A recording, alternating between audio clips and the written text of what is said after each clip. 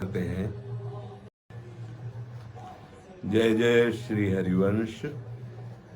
आप सबको सावधानी के लिए निवेदन करते हैं कि जब जब कहीं भी भक्ति का रंग छाता है तो माया उस रंग में विक्षेप करने की चेष्टा करती। विक्षेप तो नहीं कर सकती, व्यवधान तो नहीं कर सकती, इतनी सामर्थ्य नहीं, पर भावुक जनों के मार्ग में विक्षेप डालने का प्रयास करती है।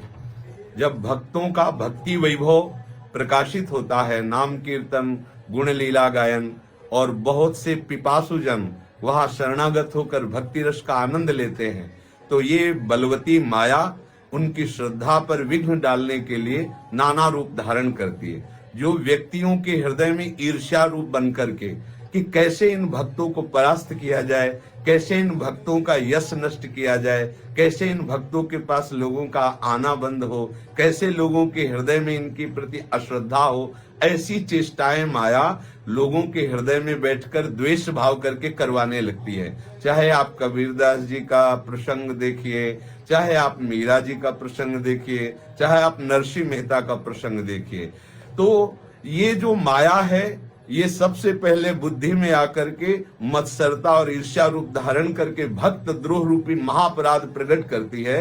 उनका जो परिणाम होगा सो होगा। अपने लोगों को अपने श्रद्धा और विश्वास को दृढ़ रखना है।